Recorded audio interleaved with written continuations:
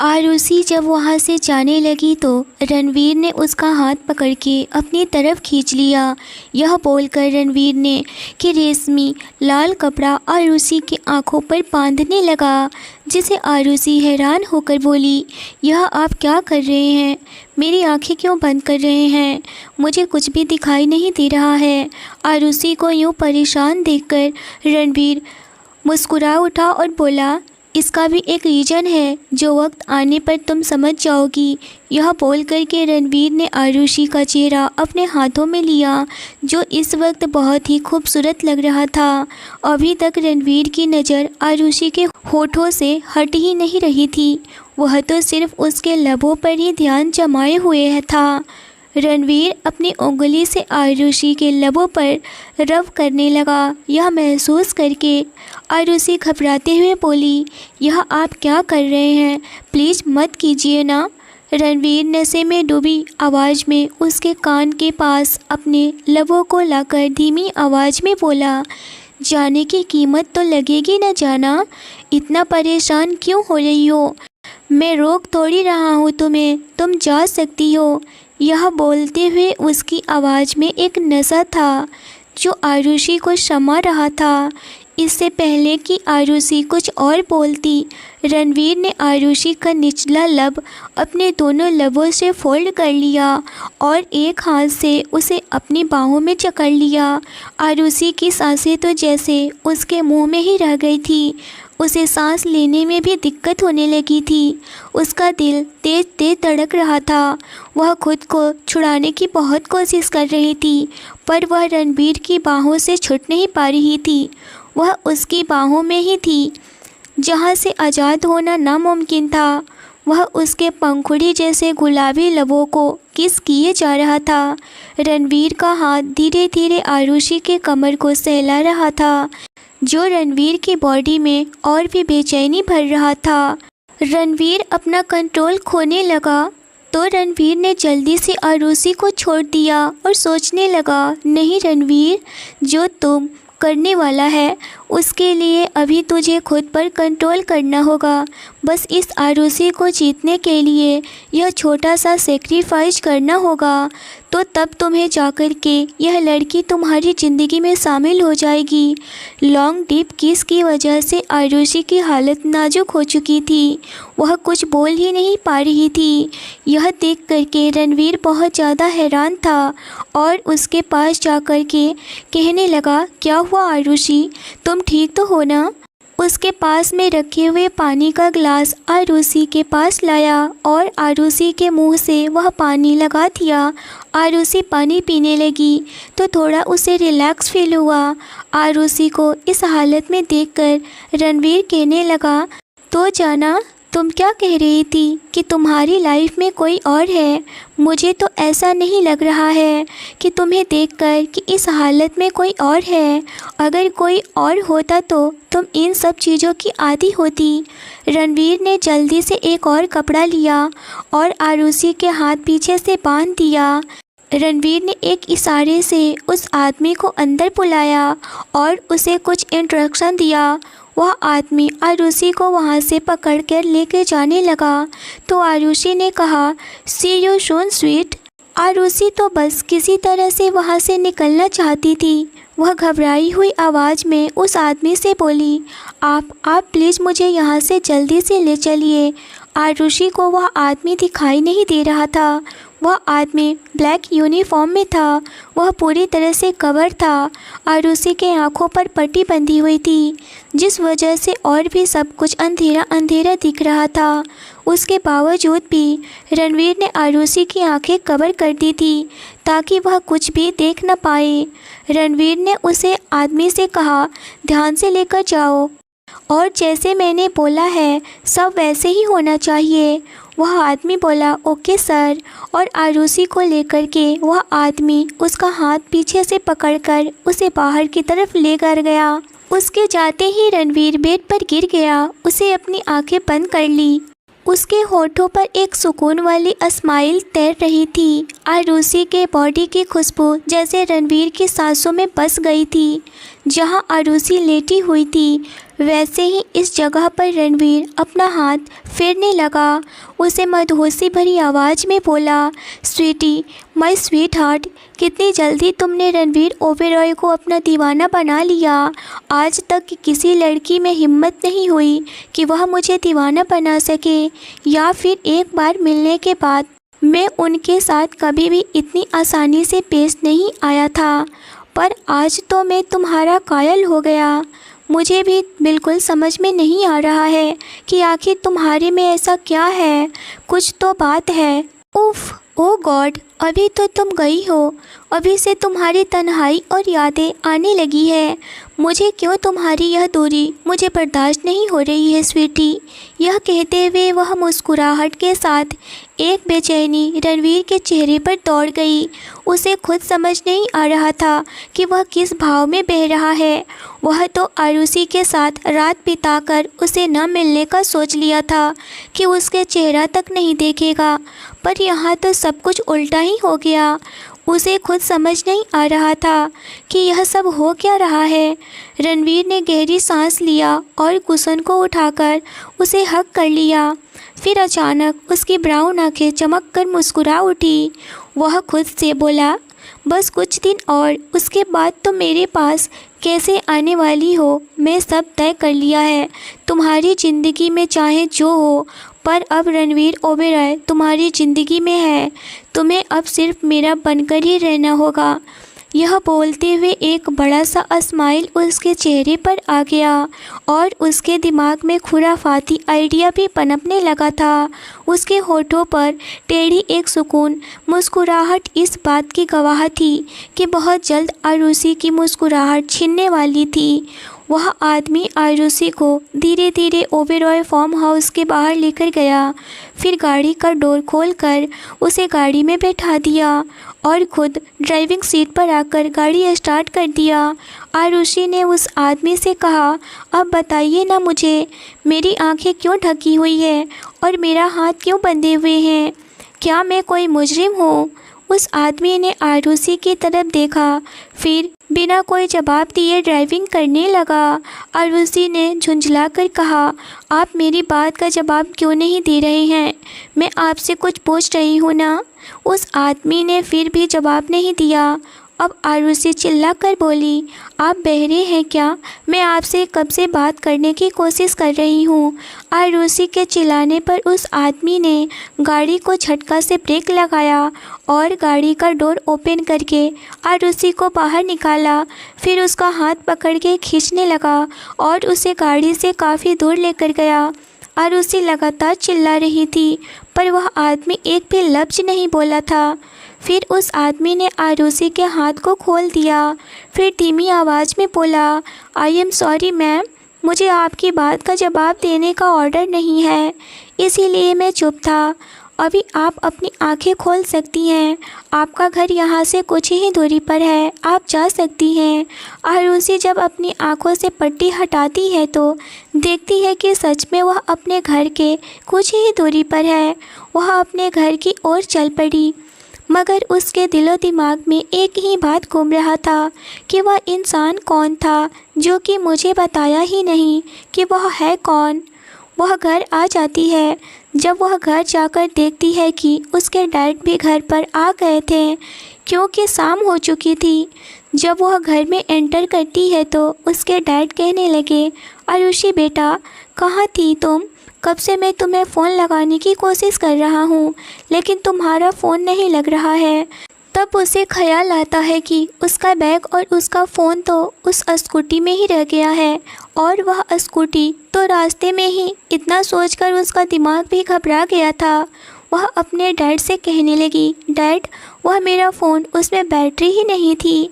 बृजमोहन जी कहने लगे, बेटा स्कूटी कहाँ है? आरुषि कहने लगी, डैड, स्कूटी ख़राब हो गई थी तो मैंने उसे गैरेज में छोड़ दी। इतना कह करके वह अपने कमरे में चली गई। उधर बृजमोहन जी भी बहुत परेशान हो रहे थे कि पता नहीं रणवीर क्या चाहता है उनसे। शुभ अपने कमरे में स्टडी कर रहा था। आरुषि अपने कमरे में आई तो शुभ कहने लगा, दीदी आप कहाँ रह गई थी? मैं कब से आपका इंतज़ार कर रहा था।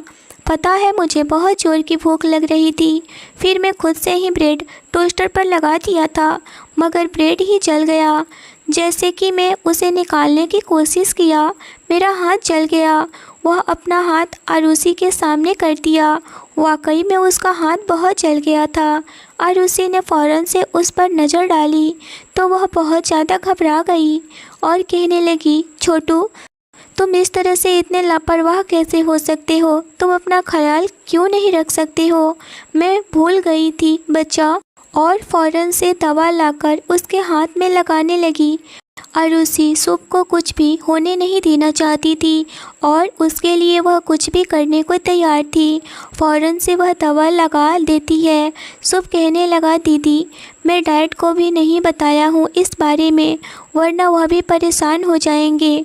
मैं देखता हूँ कि डैड बहुत परेशान रहते हैं आजकल।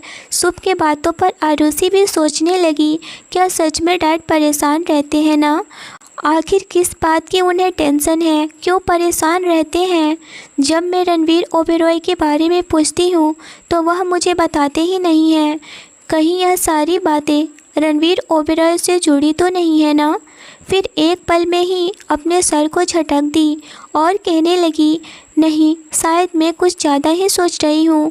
शुभ को कहने लगी, नहीं शुभ, ऐसा बात नहीं है। डैड हम लोगों की वजह से थोड़े परेशान रहते हैं, क्योंकि हम लोग अभी छोटे हैं ना, और तुम भी छोटे हो और पढ़ाई भी नहीं करते हो ना।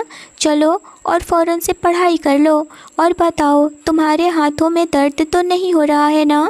शुभ कहने लगा, नहीं दीदी, अब यह आपने दवा लगा दी, अब मैं बिल्कुल ठीक हूँ। इतना कहकर वह अपने पढ़ाई करने लगा। तभी आरुषि कहने लगी, मैं तुम्हारे लिए कुछ बना दूँ?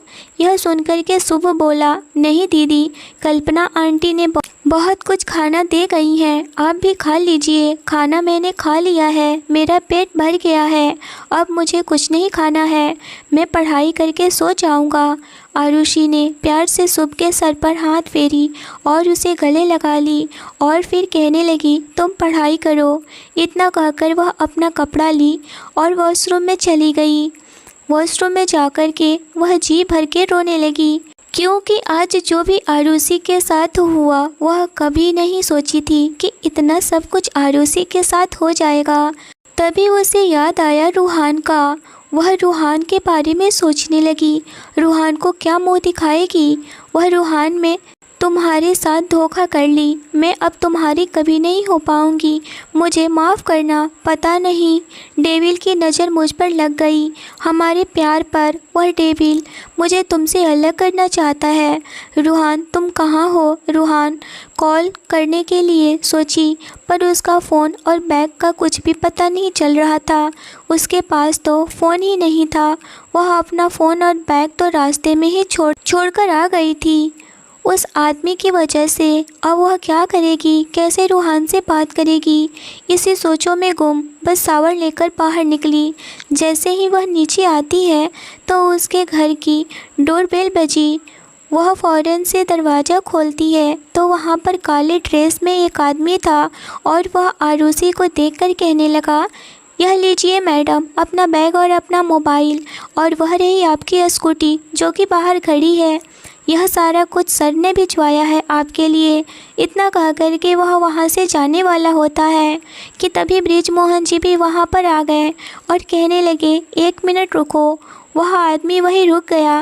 बृजमोहन जी उसके पास गए और कहने लगे, कौन सर ने तुम्हें यह सब कुछ दिया है और तुम किसके आदमी हो? वह आदमी कहने लगा, सॉरी सर, मैं आपको कुछ नहीं बता सकता हूँ इसके बारे में। इतना कह कर के वह आदमी वहाँ से चला गया। आरुषि बैग और फ़ोन लेकर अंदर आ गई। बृजमोहन जी आरुषि के पास गए और कहने लगे, यह सब क्या है बेटा? आरुषि कहने लगी, डैड, मुझे कुछ भी समझ में नहीं आ रहा है।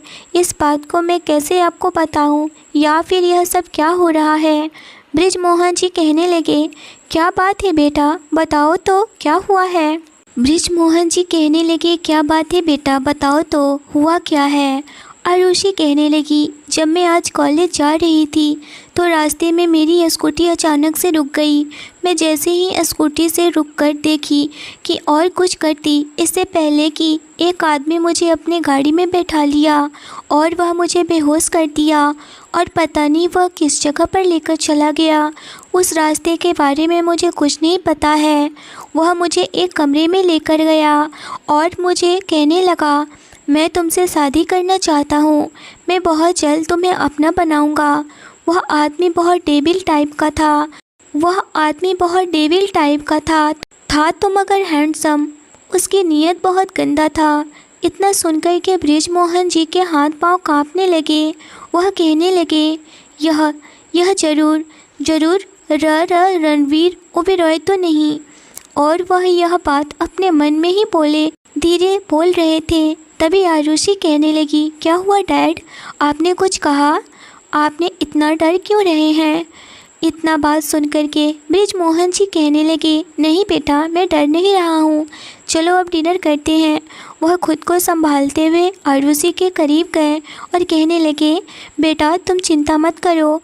तभी आरुषि कहने लगी, पापा क्यों न चिंता करूं, आप अपनी परेशानी मुझे नहीं बताते हैं तो क्या मुझे आपकी प्रॉब्लम समझ में नहीं आती है? तो आपका नया जॉब है, उसमें आपको बहुत प्रॉब्लम हो रही है ना?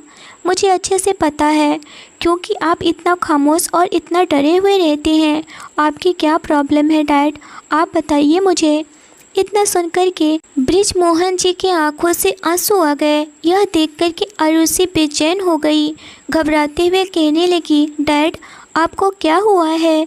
आप फ़ौरन से यहाँ पर बैठिए और बताइए मुझे क्या हुआ है। इतना कहकर बृजमोहन जी के हाथ पकड़कर उनके पैरों में बैठ गई और कहने लगी, डैड मेरी कसम है आपको, आप प्लीज़ मुझे बताइए। बृजमोहन जी कहने लगे, आरुषि को इतने खुद के लिए परेशान देखकर के बोले, बेटा मैं बताना तो नहीं चाहता था, पर मैं क्या करूं, मैं बहुत ज़्यादा परेशान हूं। 2 दिन से मैं रणवीर ओबेरॉय इंडस्ट्री जा रहा हूं, मगर कोई काम नहीं है। आज मैं एक एम्प्लॉय से कहा, आप लोग मुझे एक काम तो बताइए, मुझे आखिर करना क्या है, बैठना कहाँ है? तो मुझे कुछ कहने के बजाय वह सारे लोग मेरा मजाक उड़ाने लगे और कहने लगे, रणवीर ओबेरॉय तो सिर्फ तुमको पनिशमेंट देने के लिए यह जॉब दिया है। यह सुनकर के आरुषि कहने लगी, कैसा पनिशमेंट डैड? बृजमोहन जी ने आरुषि को सब सच बता दिया कि उन्होंने कैसे जगदीश पांडे के ऑफिस में जो भी गलत काम होने वाला था वह सच्चाई सबके सामने ला दिए और जिस वजह से रणवीर ओबेरॉय जगदीश पांडे को सजा दिया और उसकी कंपनी और घर को भी हड़प लिया। यह सुनकर के आरुषि की आंखों से खून उतर आया।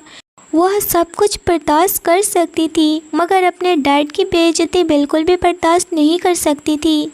वह बृजमोहन जी से कहने लगी, डैड आप बिल्कुल भी फिक्र नहीं करिए, आप कल मुझे भी अपने साथ उस ओबेरॉय इंडस्ट्री में लेकर चलिए। बृजमोहन जी कहने लगे, नहीं बेटा तुम्हें वहाँ जाने की कोई ज़रूरत नहीं है, कहीं उसकी नज़र तुम पर पड़ गई तो सामत आ जाएगी। इतना अभी बृजमोहन जी मुँह से निकाला ही था कि तभी वह कहने लगे, पर अभी जो भी किडनैप करने वाला था वह दिखने में कैसा था? कहीं वह वही रणवीर ओबेरॉय तो नहीं था ना? और फिर तुम्हें जब किडनैप किया तो तुम्हें छोड़ क्यों दिया? यह मुझे समझ में नहीं आ रहा है। इतना तो उसे भी पता है कि मेरे पास पैसे नहीं होंगे। और अभी बृजमोहन जी बोल ही रहे थे कि आरुषि कहने लगी, डैड वह मेरा नाम भी जानता था। बृजमोहन जी कहने लगे, मुझे पूरा यकीन है कि वह वही डेविल ही है। यह सुनकर के आरुषि कहने लगी, डैड मैं भी कल ऑफिस चलूँगी, या फिर आप ऑफिस नहीं जाएंगे, आपके बदले में कल ऑफिस जाऊंगी।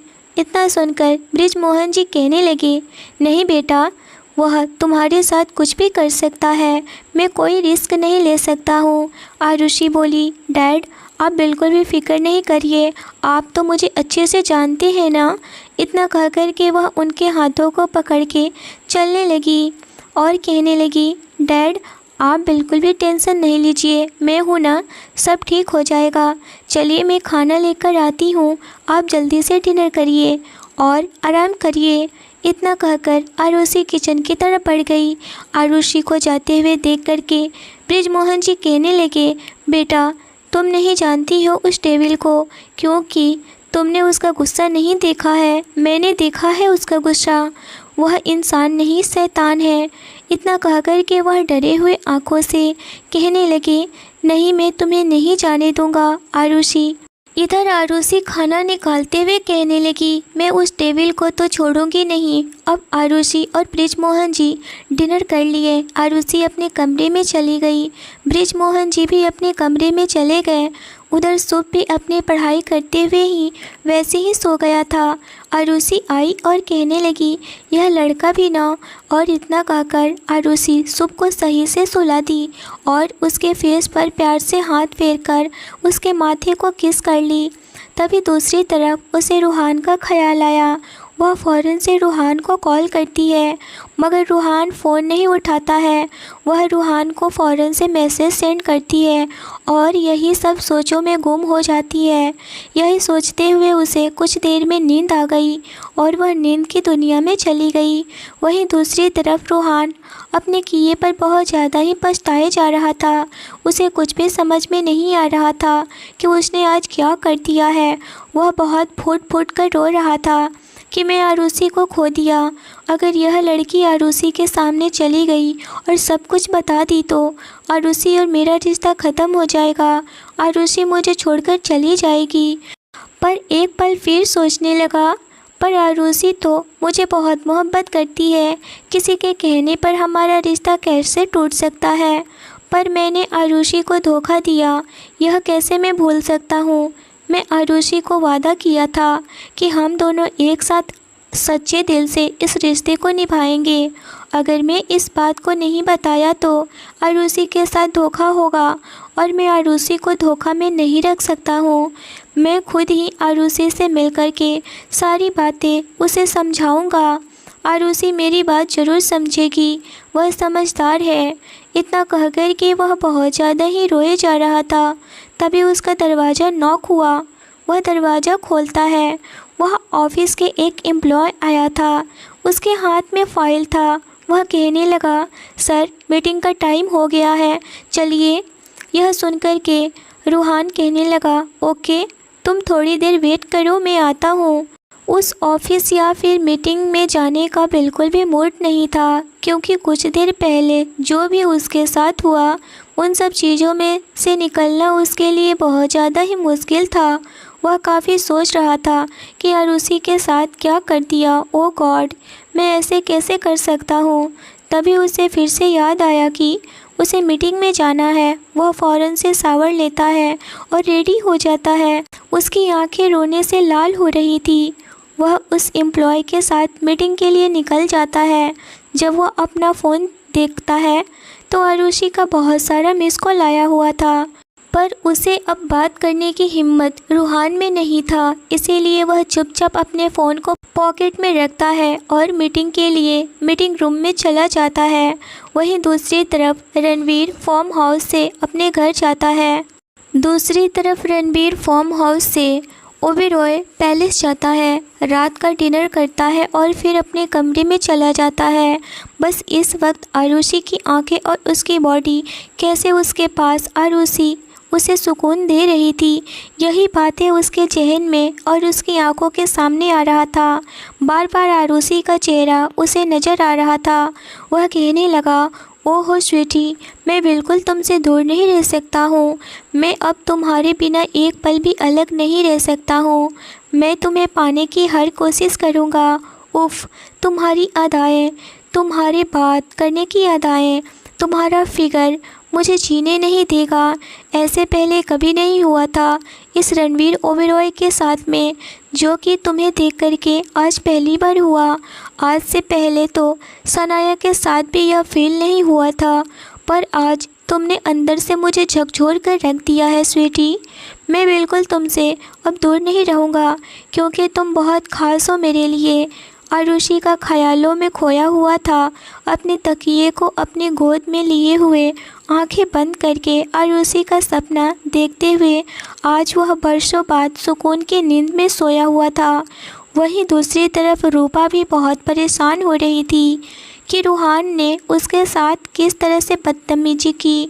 रूपा भी यह सब नहीं करना चाहती थी, पर रूपा खुद को कितना कंट्रोल करे। वह भी बहुत रूहान से मोहब्बत करती थी, पर रूहान उससे मोहब्बत करता ही नहीं था। वह तो आरुषि के साथ में जीना मरना चाहता था। वह आरुषि का दीवाना था। वही किसी की आंखों में एक सुकून था, तो किसी की आंखों में बेचैनी, तो किसी की आंखों में किसी को खो देने का डर। रात जैसे तैसे सबकी कट गई। अगली सुबह आरुषि उठती है और फ़ौरन से नाश्ता बनाने चली जाती है। नाश्ता तैयार करने के बाद सुब को रेडी करती है। सुब को स्कूल भेज देती है। अपने डैड से पहले वह भी रेडी हो जाती है। फिर कहने लगी, डैड मैं भी आज आपके साथ चलूँगी। आप कोई बहाना नहीं करेंगे और ना ही मैं कोई बहाना सुनूँगी आपकी। तो चलिए आप रेडी हो जाइए, मैं रेडी हो चुकी हूँ। आज आरुषि मैरून कलर की बहुत ही खूबसूरत चूड़ीदार लॉन्ग फ्रॉक पहनी हुई थी। उसी की मैचिंग की दुपट्टे, मरून मैचिंग की चूड़ियाँ और इयररिंग्स पहनी हुई थी और एक छोटी सी बिंदी लगाई हुई थी। उसमें बहुत ज़्यादा ही प्रिटी लग रही थी। आज जब वह रेडी हो रही थी तो उसके अंदर कोई भी जज्बात नहीं थे। वह अपने आप को आईने में देखकर कॉम्प्लीमेंट करी। बस वह सीधी सिंपल सी रेडी हुई। वह सिंपल लुक में भी बहुत ज़्यादा ही एलिगेंट लुक दे रही थी, पर वह मिरर में देखते हुए अपने काजल से कानों के पीछे टीका ज़रूर लगाती है और कहने लगी, रूहान तुम इतना गुस्सा हो मुझसे कि अभी तक तुमने नहीं कॉल किया और ना ही मेरे फ़ोन को उठा रहे हो। इतना भी गुस्सा ठीक नहीं है ना। इतना कहकर के वह फिर से रूहान को एक कॉल करती है, पर रूहान तो लेट नाइट सोने के कारण अभी तक सो रहा था, जिस वजह से उसका नींद खुल ही नहीं रहा था, जबकि 10 बज रहे थे। वहीं दूसरी तरफ आरुषि जब रूहान कॉल नहीं रिसीव किया तो वह फ़ोन अपने बैग में रखती है और उसका मुंह उतरा हुआ था, पर नीचे आते ही वह अपना मूड सही करती है। ब्रिज मोहन जी भी रेडी हो जाते हैं। वह कहने लगे, बेटा तुम क्या करने जाओगी मेरे ऑफिस, रहने दो ना, तुम कॉलेज जाओ। आरुषि आंख दिखाते हुए कहने लगी, नहीं डैड मैं आपके साथ ही चलूँगी। किसकी हिम्मत है वहाँ जो कि मेरे डैड का मजाक उड़ाए। इतना कहकर ब्रिज मोहन जी का हाथ पकड़ के वह बाहर आई और स्कूटी पर बैठी, मास्क पहनी और ब्रिज मोहन जी को पीछे बैठने के लिए बोल दी। ब्रिज मोहन जी भी पीछे बैठ गए। आरुषि स्कूटी स्टार्ट कर दी। ओबेरॉय इंडस्ट्री के लिए निकल पड़ी। 30 मिनट में ही ओबेरॉय इंडस्ट्री पहुंच गई। आरुषि जब ओबेरॉय इंडस्ट्री पहुंची तो देखती है बहुत बड़ी ऊंची बिल्डिंग। उस पर बहुत बड़ी बोर्ड लगी हुई थी। उस पर बड़े बड़े अक्षरों में ओबेरॉय इंडस्ट्री लिखा हुआ था, जिसे देख करके आरुषि दांत पीसते हुए कहने लगी, आज तो मैं इस ओबेरॉय इंडस्ट्री को सबक सिखा कर ही रहूँगी।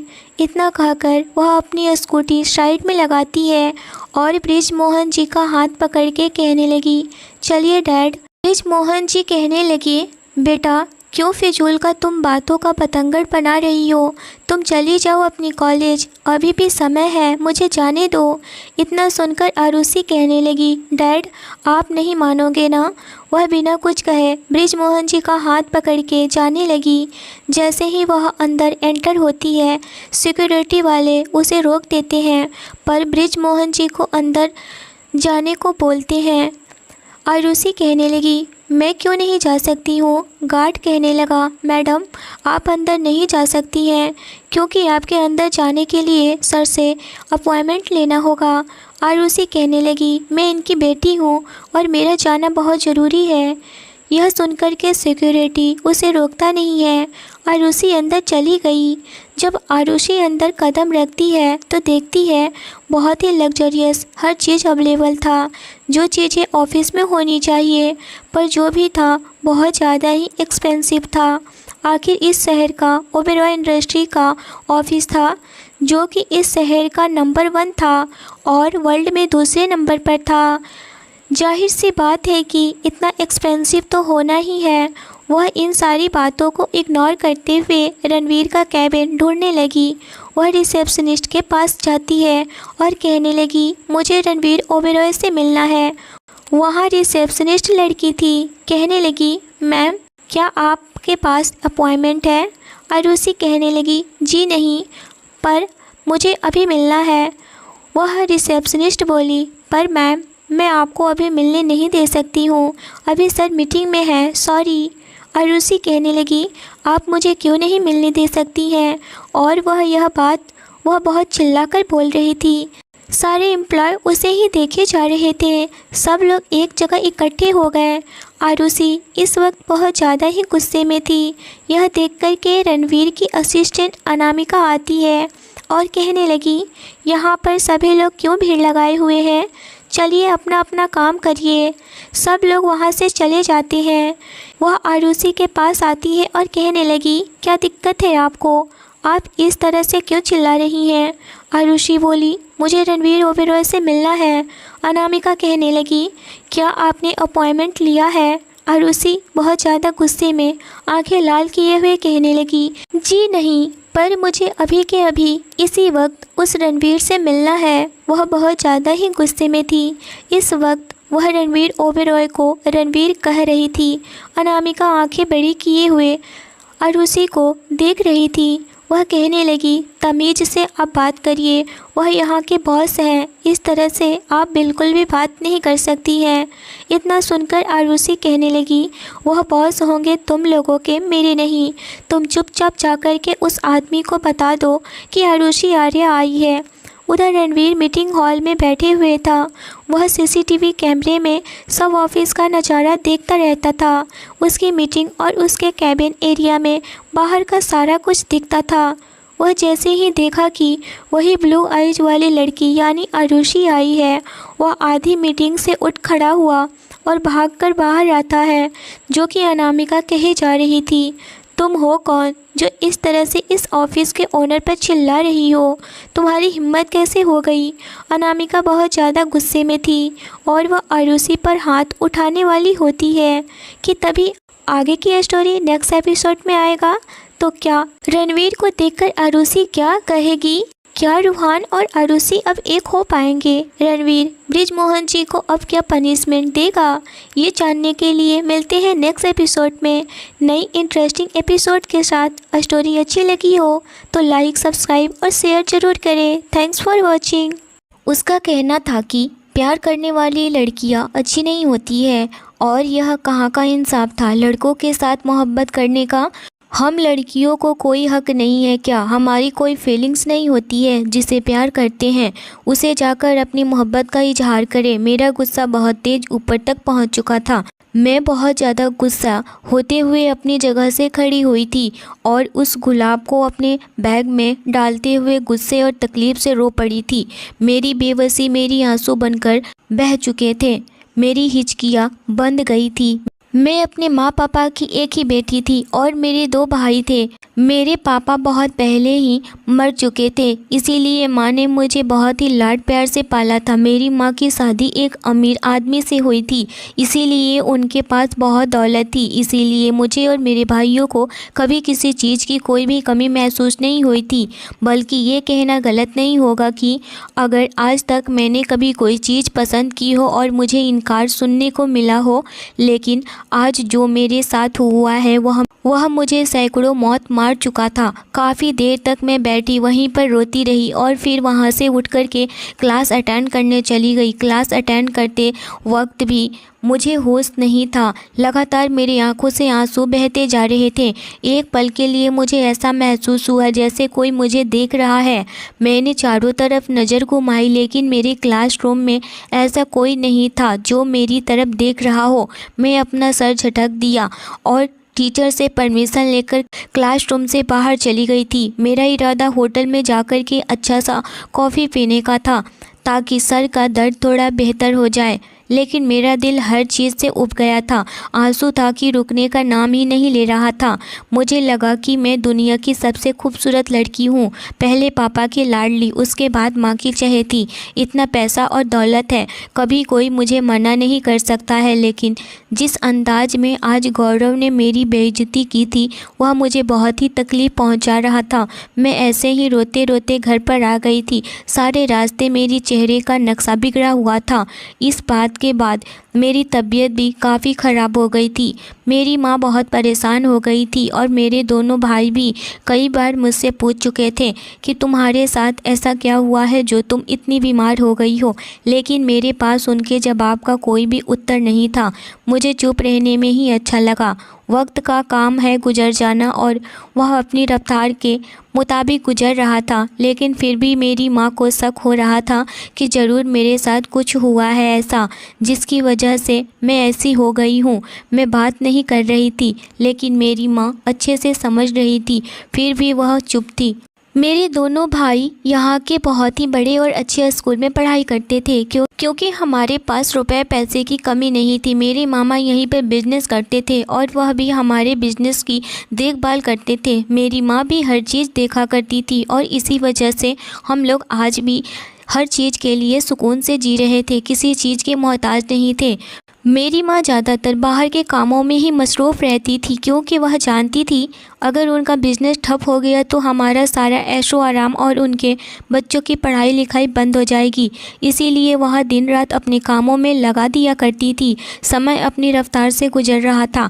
आज मुझे यूनिवर्सिटी में न जाते हुए 1-2 हफ्ते हो गया और इस 2 हफ्तों में मेरा बहुत ही ज़्यादा लॉस हो गया था, जिसका अंदाज़ा मुझे बखूबी था और मेरी माँ को भी था। मगर तबीयत इतनी ख़राब थी कि मैं बिस्तर से उठ भी नहीं पा रही थी। मेरी माँ को बहुत ज़्यादा ही डर हो गया था। कहने लगी, पता नहीं मेरी बच्ची को क्या हो गया है। मेरे माँ बाप भी कई डॉक्टरों से मेरा इलाज करवाएं, उन्हें भी कुछ समझ में नहीं आ रहा था कि आखिर मुझे ऐसा क्या हो रहा है। सब लोग मेरी तबीयत की वजह से परेशान हो रहे थे, लेकिन आज मैंने हिम्मत की थी और यूनिवर्सिटी की तरफ निकल पड़ी थी। रेड और ब्लैक कॉम्बिनेशन की अनारकली सूट पहनकर अपने बालों को अच्छे से बांधकर और यूनिवर्सिटी के लिए निकल गई थी। आंखें अभी भी लाल हो रखी थी, चेहरा बुझा बुझा हुआ था, काफ़ी उदास हो चुका था बीमार होने के कारण।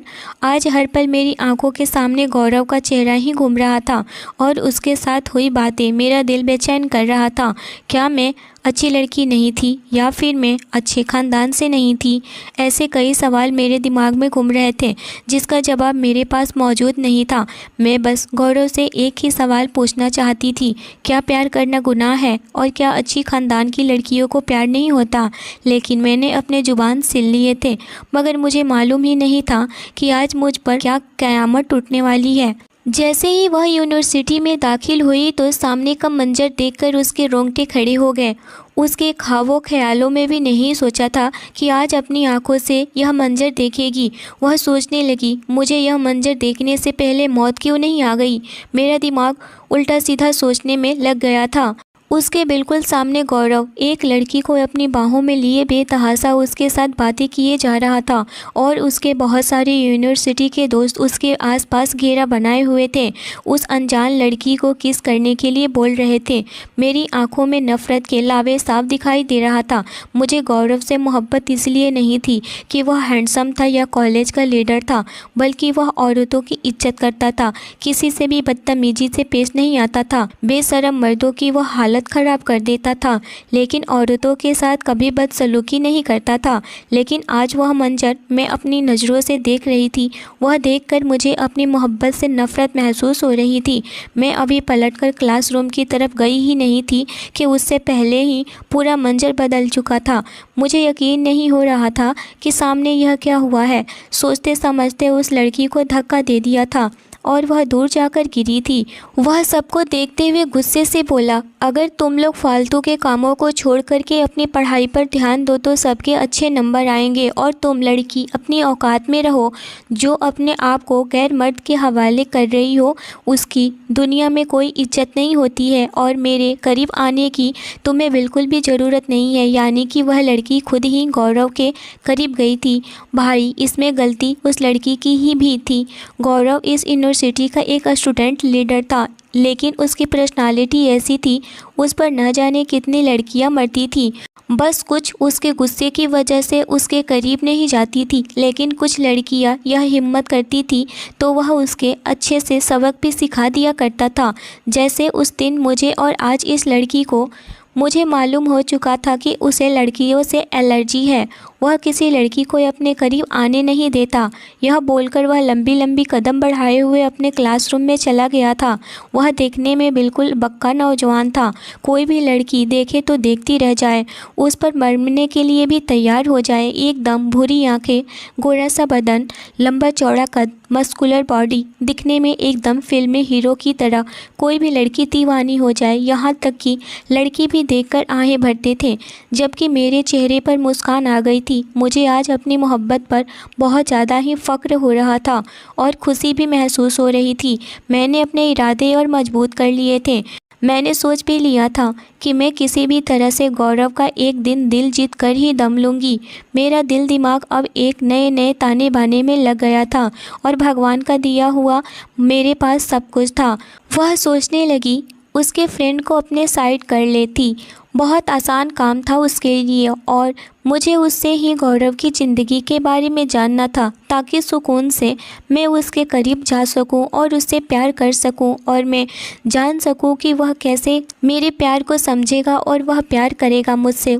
उसने सबसे पहले अपनी क्लास अटेंड की, उसके बाद फिर से रेस्टोरेंट में बैठकर चाय पीने गई, जहां पर एक कोने में कैफ़ेटेरिया बना हुआ था। और जब उसका इरादा गौरव के फ्रेंड्स के पास जाने का था, गौरव उस वक्त के बाद से आज जल्दी ही यूनिवर्सिटी से चला गया था, इसीलिए अब आराम से वह उसके फ्रेंड से मुलाकात कर सकती थी।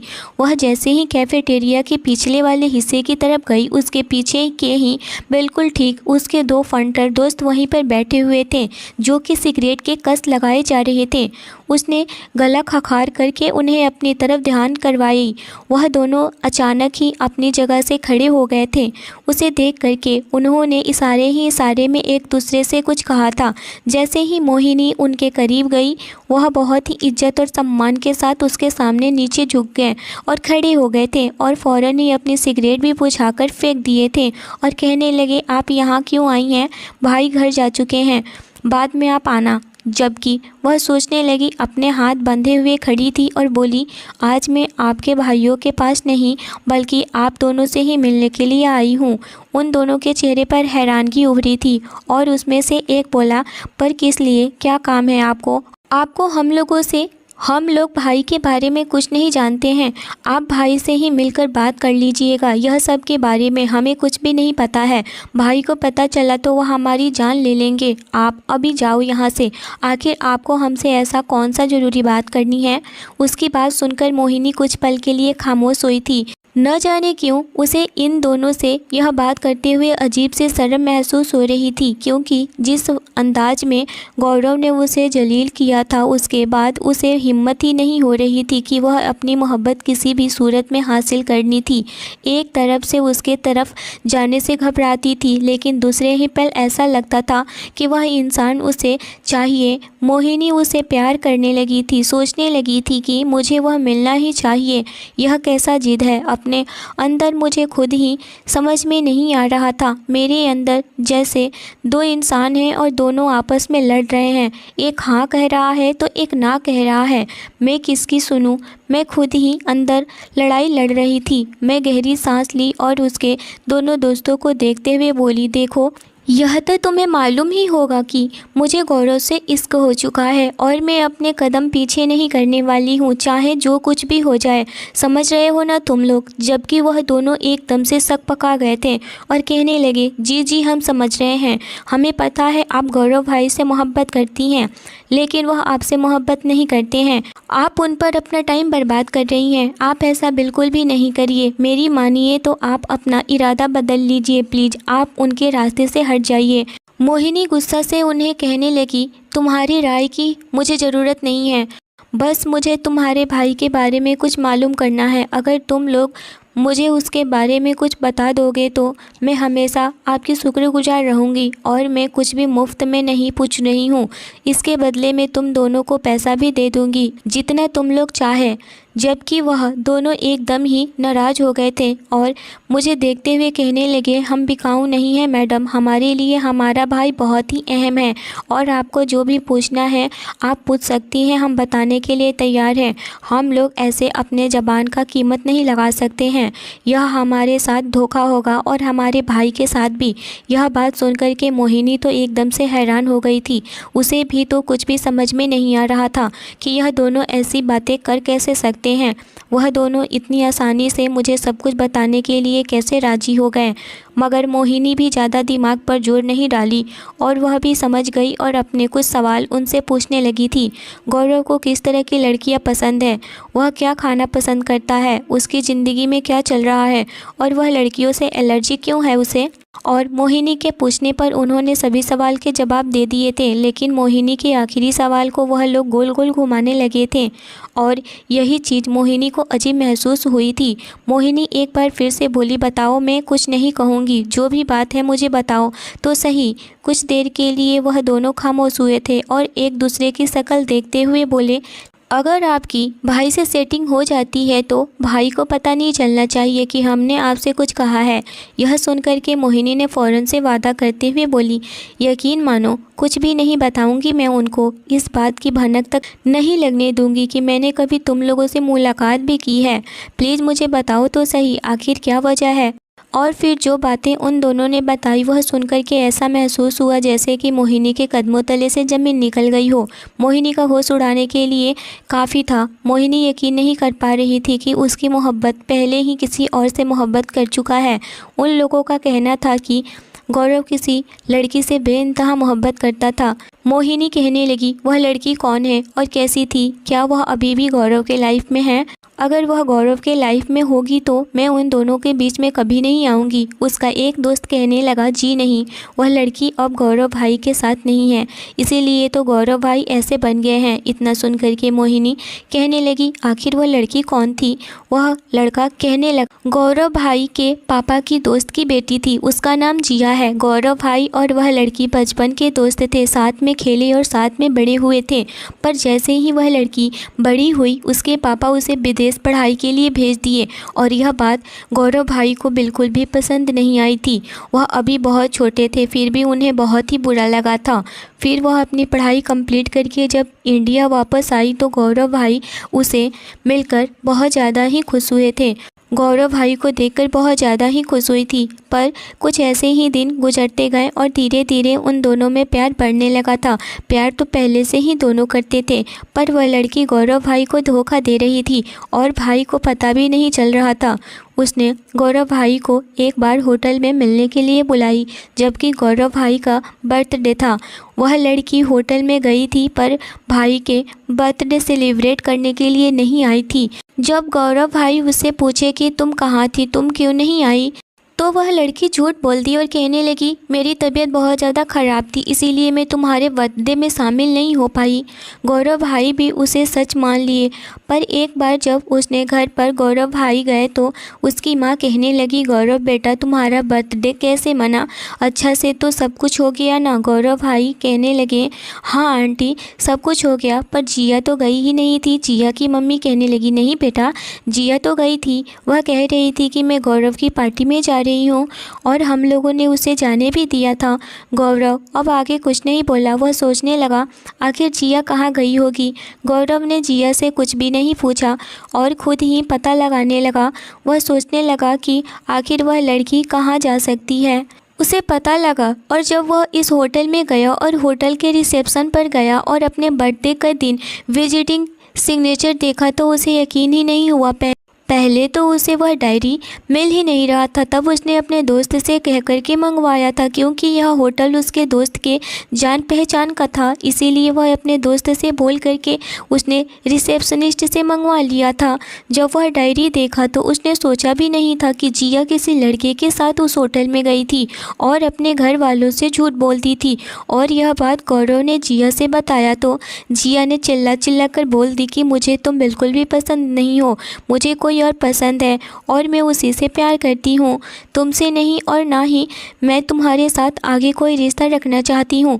वह तो मैं अपने घर वालों की खुशी के लिए ही तुमसे रिश्ता चलाए जा रही थी, वरना तुम तो मेरे लायक हो भी नहीं, समझे तुम। और आइंदा अपनी यह मनहूस सी शक्ल मुझे दिखाना भी मत। इतना सुनकर गौरव भाई को बहुत बड़ा धक्का लगा था और वह आज तक लड़कियों से नफरत करने लगे। यह सुनकर के मोहिनी पूरी हैरान हो गई थी कि वह लड़की ऐसे कैसे कर सकती है। यह तो गौरव की कोई गलती नहीं है, उस लड़की की ही गलती है। उसमें ही तो गौरव को यकीन दिलाए कि लड़कियां बुरी होती है, वरना गौरव तो आज तक लड़कियों की बेइज्जती तक नहीं करता, बल्कि बेइज्जती तो खुद ही लड़कियां अपनी करवाती हैं। यह सुनकर के मोहिनी वहां से चली जाती है। जब वह अपने घर गई तो सोचने लगी थी अब गौरव को ऐसा क्या करके उसे इम्प्रेस करे और उसे कैसे ठीक करे, वह लड़कियों के बारे में जो नफरत भरा हुआ है वह मिट जाए और वह उसके साथ प्यार करने लगे। मोहिनी अपनी कॉलेज जाती है तो वह कई दिनों से कॉलेज नहीं गई थी, इसलिए वह अपने नोट्स भी कंप्लीट नहीं कर पाई थी। वह सोचने लगी क्यों न नोट्स के बहाने गौरव से नोट्स मांगने का काम कर लिया जाए, काम का काम भी हो जाएगा और उससे बात करने का बहाना भी मिल जाएगा। गौरव को वह ढूंढने लगी थी। आज गौरव उसे कहीं भी दिखाई नहीं दे रहा था। बहुत नजरें इधर उधर दौड़ाने के बाद उसे एक पेड़ के नीचे गौरव बैठा हुआ दिखाई दिया। वह जैसे ही गौरव को देखती है वह दौड़ करके उसके करीब जाने लगी थी। जब उसके पास पहुंची और कहने लगी आपसे कुछ बात करनी है। गौरव मोहिनी को देखकर हैरान हो गया। ऐसा क्या बात है जो मुझसे बात करनी है? अगर तुम्हें यह फालतू की बातें करनी है तो मेरे पास टाइम नहीं है, सॉरी। इतना कहकर वह जाने वाला होता है कि मोहिनी ने उसका हाथ थाम ली और कहने लगी ज़रा मेरी बात तो सुनो। ऐसी वैसी कोई भी बात नहीं है, मुझे बहुत इम्पॉर्टेंट बात करनी है। इतना सुनकर गौरव रुक जाता है और मोहिनी उसका हाथ पकड़ी हुई थी। वह उसके हाथों को देखने लगा था। एक बार मोहिनी भी देखने लगी और फिर उसे देख करके उसका हाथ छोड़ देती है। गौरव कहने लगा बताओ क्या बात करनी है, और उससे बात सुनी थी क्योंकि वह स्टूडेंट। कोई प्रॉब्लम है? मोहिनी कहने लगी जी नहीं, ऐसी कोई बात नहीं है। वह एक्चुअली बात यह है कि मैं कई दिनों से कॉलेज नहीं आई थी, मैं बहुत बीमार थी। मैं 2 हफ्ते कॉलेज मिस हो गया था, जिस वजह से मेरे नोट्स नहीं बना पाई और पीछे हो गई, इसीलिए मुझे नोट्स चाहिए थे। क्या तुम अपना नोट्स मुझे दे सकती हो? इतना सुनकर गौरव कहने लगा नोट्स तो तुम तैयार कर सकती हो, पर उसे समझना भी बहुत ज़रूरी है और उसे समझने के लिए तुम्हें एक्स्ट्रा क्लास लेनी पड़ेगी। और वह क्लास कौन देगा तुम्हें? मैं किसी को कहकर तुम्हें क्लास अटेंड करने के लिए बोल दूंगा और मैं तुम्हें अपना नोट्स भी दे दूंगा। इतना कह करके वह जाने लगा। तभी मोहिनी कहने लगी रुको तो सही, तुम मुझे नोट्स दे दोगे? तुम मुझे नोट्स दे रहे हो तो तुम ही मुझे एक्स्ट्रा क्लास भी दोगे ना, दूसरा क्यों देगा, प्लीज़ ना।